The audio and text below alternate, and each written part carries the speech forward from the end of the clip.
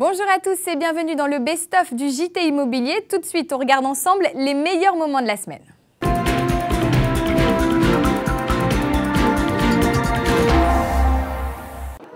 Qu'il s'agisse d'investir ou de trouver un logement, cette 17e édition du Salon a aidé les particuliers dans leur démarche de projet immobilier. Cette année, le marché apparaît contrasté et la pénurie des biens de qualité se fait sentir. Je pense que d'investir dans la pierre, c'est quand même un bon placement. Donc je ne suis pas pressée, je cherche, je veux avoir le coup de cœur. Alors aussi bien achat que de toute façon ou location, je veux le coup de cœur.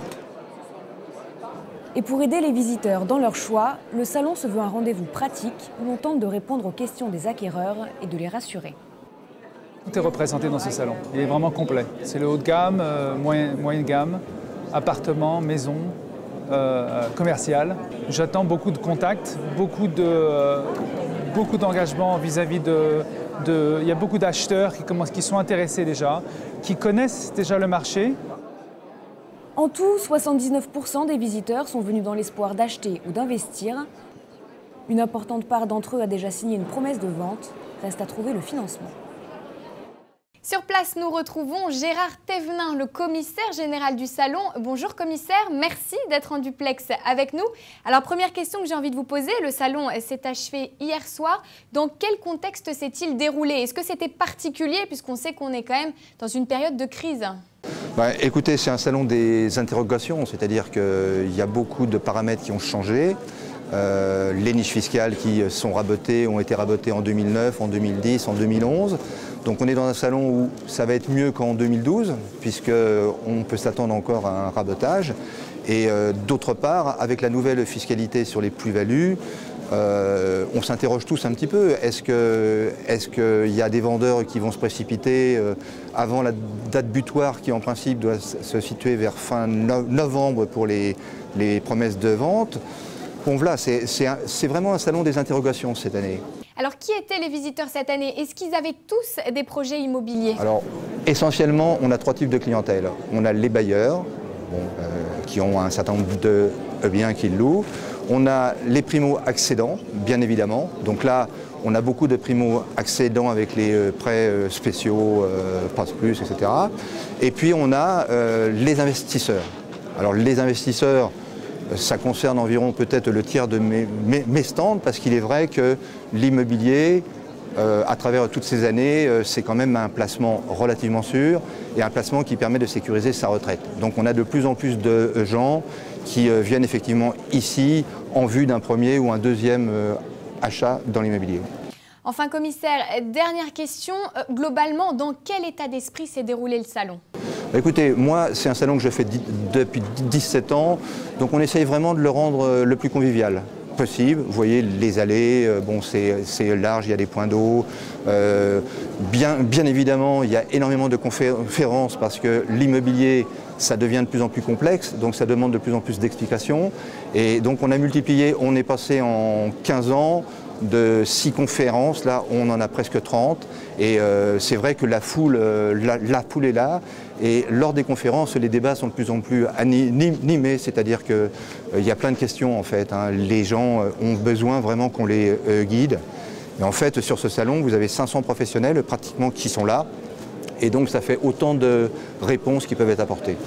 Merci beaucoup Gérard Thévenin. Je rappelle que vous étiez en duplex du Salon de l'immobilier de Paris.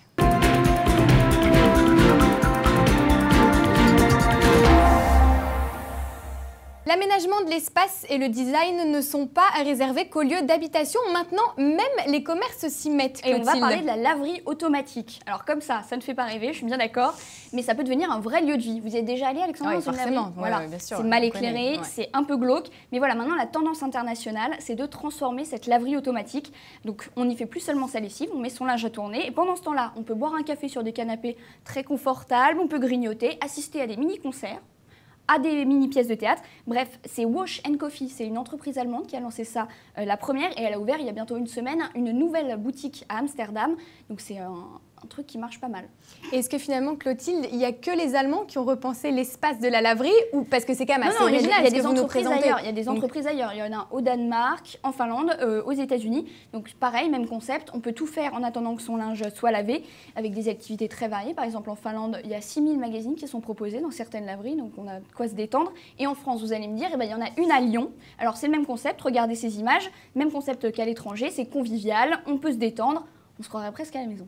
Alors moi, petite question qui m'intéresse, Clotilde, est-ce qu'on peut faire de la musique dans ces laveries ou pas?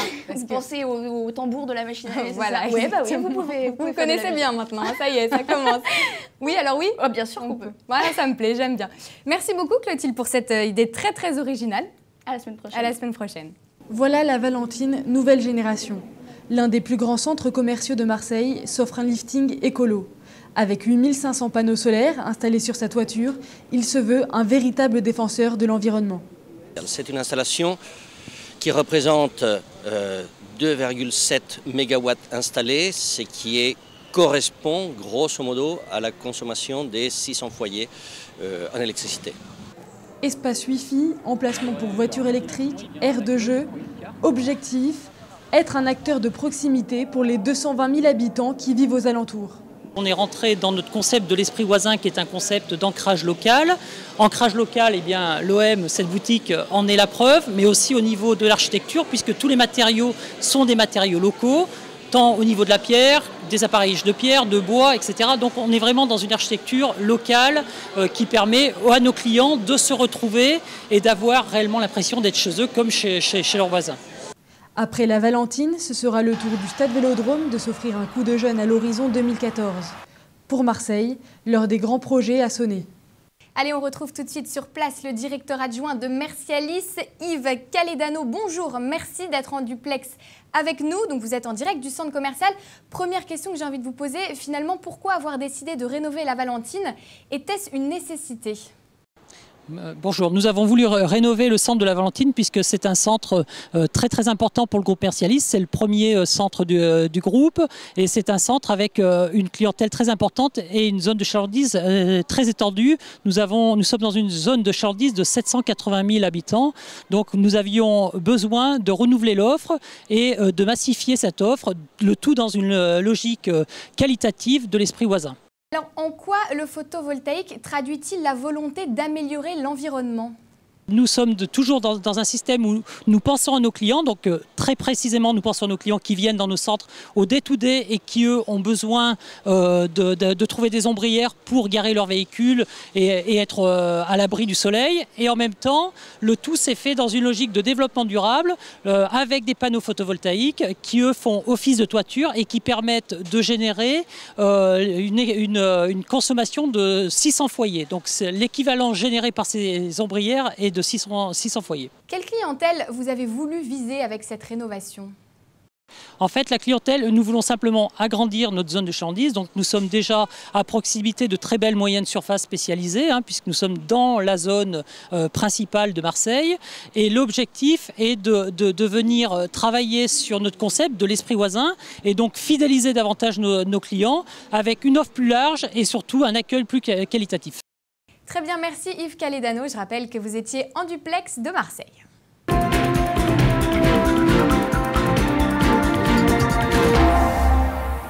Allez, on passe tout de suite à notre rubrique Le chiffre du jour. Et pour en parler, j'ai le plaisir d'accueillir sur notre plateau, vous commencez à la connaître, il s'agit d'Ève Tunkara. Salut Ève. Bonjour Alexandra. Alors cette semaine, quel chiffre a retenu votre attention ?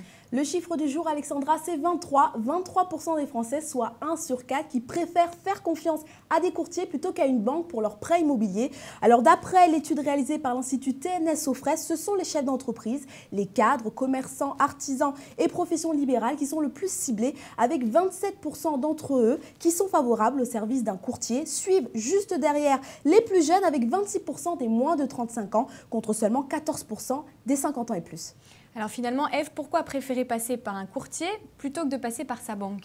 Pour cela, pour 3 raisons. Pour comparer les différentes offres et taux qui sont assez variables d'une banque à l'autre, donc ça donne pas mal le tournis aux particuliers. Ensuite, pour obtenir des conseils d'experts avec une expertise plus poussée et pointue. Et enfin, pour un accompagnement vraiment personnalisé dans les démarches, etc. auprès des banques, parce que c'est devenu un peu compliqué pour les particuliers. En gros, tout ça, c'est simplement pour essayer de trouver la meilleure solution de financement possible pour son projet et éviter de se ruiner, parce qu'on l'a vu la semaine dernière, Alexandra, la flambée des prix dans l'immobilier continue, donc ce n'est peut-être pas une mauvaise idée de se renseigner à fond là-dessus. En tous les cas, à noter les courtiers en crédit qui voient leur part de marché qui devrait s'élever à environ 20% cette année.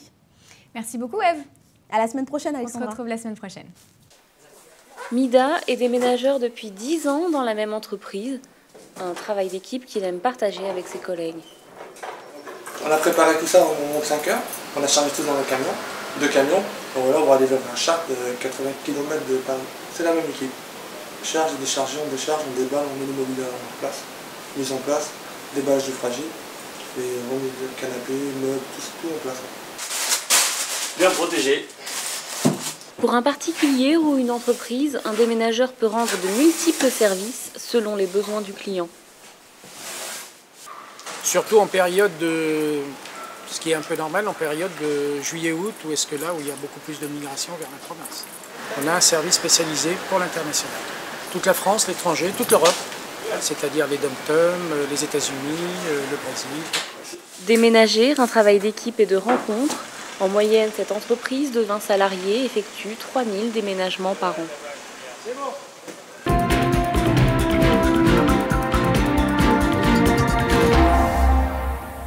Derrière les façades de ces immeubles parisiens se cachent des biens d'exception. Hôtels particuliers ou terrasses avec vue panoramique, ces appartements de prestige sont les chasses gardées des agences immobilières de luxe, comme ici à Paris-Ouest, Sotheby's International Realty. Paris est une vraie carte postale, Paris fait rêver les gens. Donc vous avez les gens les plus riches de la planète qui viennent nous voir et qui veulent leur beau pied-à-terre dans certains secteurs de Paris. Les prix donnent le tournis, 4, 8, voire 12 millions d'euros. Dans la capitale, le luxe ne connaît pas la crise. Nous, la crise, nous ne la subissons pas aujourd'hui. Nous avons des expatriés, à des Saoudiens. La pierre joue son rôle de valeur refuge de plus en plus. Le luxe a le vent en poupe, mais ce ne sont pas les Français qui achètent. 85% des biens de plus de 10 millions d'euros sont acquis par des étrangers. Aux étrangers, nous vendons surtout des appartements style haussmannien, des pierres de taille, très beaux quartiers parisiens, sur des avenues dégagées, avec des vues. Le plus souvent, justement, avec une vue sur un monument ou une vue sur un bel immeuble en face, une carte postale en fait. Un investissement jugé par les étrangers plus sûr et plus rentable que de nombreux produits financiers, d'où leur attrait croissant pour cette pierre précieuse. Alors nous venons de voir le reportage consacré à Sotheby's International Realty France-Monaco. Et pour en parler, j'ai le plaisir d'accueillir sur notre plateau son président directeur général, Alexander Kraft. Bonjour. Bonjour. Merci d'être avec nous. Ravi d'être ici. Alors puisque nous avons la chance de vous avoir à nos côtés, première question que j'ai envie de vous poser, quel est votre parcours ? Oh là là, alors je suis un dur Sotheby's, je n'ai jamais travaillé pour une autre société dans ma vie. J'ai fait des études de droit en Allemagne, en Angleterre, aux États-Unis. J'ai un doctorat en droit, je suis inscrit au barreau de New York, aux États-Unis. Mais en fait, mon premier job, c'était chez Sotheby's à Beverly Hills, à la maison de vente aux enchères. Voilà, j'ai fait un peu le parcours là-bas et un jour, le président des finances de Sotheby's m'a demandé de s'occuper de la partie immobilière en Europe. Voilà, donc ça a commencé comme ça il y a 12-13 ans. Et en 2004, j'ai en fait repris la direction aussi pour la France et Monaco. Si on s'intéresse un petit peu au marché immobilier, on sait qu'il y a une crise qui secoue ce marché. Comment évolue le marché des biens de prestige, puisque c'est le segment sur lequel se trouve Sotheby's? Bien sûr, nous sommes uniquement spécialisés sur l'haut de gamme avec un prix moyen de 1 million, 1,4 million actuellement. Nous avons 50 agences en France, donc nous sommes le réseau le plus grand en France pour l'immobilier de luxe. Le marché aujourd'hui, il a retrouvé sa normalité. Il faut dire que 2009-2010, c'était des années assez difficiles. La crise à la fin de 2008 a vraiment frappé le marché immobilier de haut de gamme. C'était même pas une question de liquidité, c'était une question de confiance. C'était la plus grande crise depuis des décennies. Et les gens, voilà, ils étaient complètement confusés. Et même s'ils ont eu les moyens d'acheter, ils ont préféré d'attendre. Donc c'est un attentisme total qui a duré presque 10 mois. Et voilà, à la fin de 2009, ça a commencé très doucement de se normaliser. 2010 était encore un peu difficile, mais 2011, c'est vraiment l'année de la normalisation des marchés. Et aujourd'hui, on voit une activité partout en France qui est assez stable. Elle n'est pas extraordinaire, sauf Paris, mais qui affiche quand même des chiffres assez intéressants. Justement, vous avez parlé de Paris. Quel secteur couvrez-vous en particulier et quel type de biens avez-vous sur le marché? Donc, on a 5 agences en région parisienne, donc on est où il faut être. On est dans le Triangle d'Or, le 8e rue Faubourg-Saint-Honoré, on est dans le 16e avenue Victor Hugo, on vient d'ouvrir rue du Bac, rive gauche, on a à Neuilly, donc vraiment les secteurs les plus prisés, toujours des grandes adresses qui correspondent à l'image de notre marque. Et on est là parce que nos clients sont là. Donc on a une grande clientèle internationale qui est vraiment intéressée aux adresses prestigieuses qui résonnent, qui sont connues dans le monde entier. Et nous couvrons exactement ce marché-là. Est-ce que sont les étrangers vos principaux acheteurs? Est-ce que ce sont eux qui ont le pouvoir d'achat? Tout à fait, donc ça dépend de chaque marché. Chaque marché est différent. À Paris, par exemple, je dirais traditionnellement 60-70% de nos acheteurs sont étrangers. C'est très très divers à Paris, par exemple. Il y a beaucoup de Russes, beaucoup de Chinois, mais aussi beaucoup des Américains, des Anglais, des Allemands, des Suisses. Sur d'autres marchés, c'est différent. Sur la Côte d'Azur, presque 80% de nos acheteurs sont russes. Il y a d'autres acheteurs là-bas, des pays émergents, comme les Chinois, comme les Indiens, etc. D'autres marchés encore sont plus traditionnels. Il y a les marchés traditionnels des Parisiens, les stations balnéaires comme Biarritz, Dinard, La Baule, etc. Et enfin, bien sûr, il y a aussi les marchés un peu plus ruraux comme le Périgord, la Bourgogne, etc. pour les grandes propriétés de campagne, pour voilà, les gens à la recherche d'un peu de paix. Et pour terminer, dernière question, j'ai lu que vous souhaitiez vous développer. Alors de quelle manière? Est-ce qu'il va y avoir des partenariats? Quel est le futur de Sotheby's? Bon, on a, je crois, d'avoir un avenir assez intéressant grâce à notre marque, grâce à notre patrimoine qui est vraiment extraordinaire dans l'immobilier. On est dans une position privilégiée qui nous permet vraiment de faire des choses assez extraordinaires. La dernière grande initiative, c'est la fondation d'un club VIP pour nos meilleurs clients qui ont une fortune personnelle à partir de 10 millions, 20 millions. Et qui bénéficient pas uniquement des avantages chez nous, chez Sotheby's ou Sotheby's Realty, mais qui bénéficient aussi des avantages chez nos partenaires stratégiques. Et là, on a conclu des partenariats avec les grandes marques de luxe telles que Rolex, Ralph Lauren, Sifonelli, Edward Green, etc. Vraiment des grandes maisons mondialement reconnues, eux aussi, comme nous, et qui offrent des services et une attention très, très, très spécialisée à nos clients. Parce que chez nous, on n'achète pas un bien immobilier, on achète un style de vivre et on veut vraiment donner un service très très complet. Et à mon avis, c'est quelque chose qui n'existe pas dans l'immobilier, ni en France, ni dans le monde entier. Eh bien, on terminera sur cette philosophie. Merci beaucoup. Merci à vous. Merci Alexander Kraft. Merci.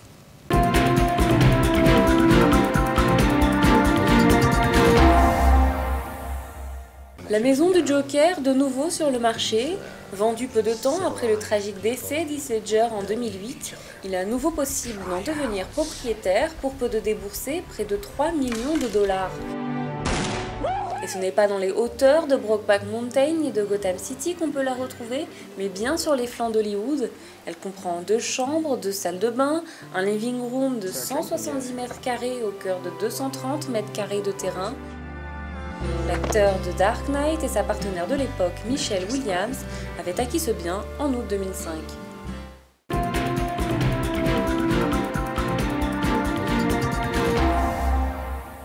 L'avenir de l'hôtel de la Marine est désormais entre les mains de Nicolas Sarkozy. En visite sur les lieux, Valéry Giscard d'Estaing, à la tête de la commission sur l'avenir du site, lui a rendu son rapport. Le texte est un plaidoyer pour la conservation par l'État de son patrimoine historique. Encore occupé par 1000 marins, il sera vide en 2014. À partir de cette date, l'ancien président souhaite en faire une galerie du Trésor français.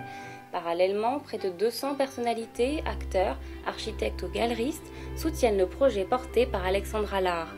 L'homme d'affaires préconisait un espace luxueux dédié à l'art. Nicolas Sarkozy devrait rendre sa décision prochainement. Allez, on reste avec l'hôtel de la Marine et on va même parler ensemble de son histoire. À mes côtés, j'ai le plaisir d'accueillir notre chroniqueur Loïc Signor. Bonjour. Bonjour Alexandra. Alors effectivement, on en parle de cet hôtel de la Marine et c'est finalement le Louvre qui va investir les lieux pour ouvrir ce qu'on appelle une galerie du Trésor français. Alors concrètement, Loïc, pour qu'on comprenne bien, qu'est-ce que l'hôtel de la Marine? Alors l'hôtel de la Marine, c'est un bâtiment qui est vieux de 4 siècles et qui se situe place de la Concorde. Il a longtemps abrité le garde-meuble de la couronne de Louis XIV. Alors vous me direz pourquoi l'hôtel de la Marine? C'est à la fin du XVIIIe siècle que le ministère de la Défense a progressivement investi les lieux. Alexandra, je sais que vous adorez les chiffres et justement, j'en ai pour vous. Je les attends avec impatience. Alors je vous écoute. Alors l'hôtel de la Marine, c'est une superficie de 5400 m² pour 553 pièces, dont le fameux salon des Amiraux. Voilà, vous savez tout. Sachez quand même que les nouveaux locaux de la Marine nationale se trouveront Pont de Sèvres. Merci beaucoup Loïc. On se retrouve la semaine prochaine? Avec plaisir. Allez, à très vite. Merci Alexandra.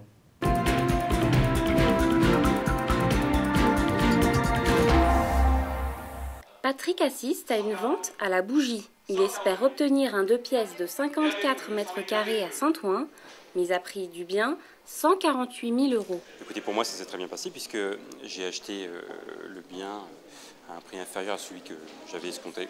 Donc ça s'est très bien passé. J'espère qu'il n'y aura pas de surenchère dans les 10 jours. Le prix est en dessous du prix du marché local. Et l'appartement nécessite un petit rafraîchissement et puis après on verra. Comme Patrick, ils sont de plus en plus nombreux à venir enchérir dans ces ventes originales.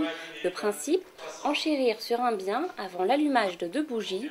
Mais entre envolée des enchères et réelle baisse de prix, est-ce vraiment une bonne affaire? Les gens ont l'impression que la vente à la bougie permettra de rejoindre la vraie valeur, c'est-à-dire la valeur vénale. Et comme il y a une certaine émulation lors des ventes à la bougie, c'est vrai qu'on peut supposer en tout cas que le prix sera réellement en adéquation avec le prix du marché. Pas forcément une bonne affaire donc, mais tout dépend de la nature du bien proposé, car si cela reste intéressant pour des parkings ou des box, les prix des lots les plus prestigieux peuvent vite s'envoler. Voilà, c'est la fin de votre best-of. Quant à nous, on se retrouve lundi pour un nouveau journal. Très bon week-end à tous.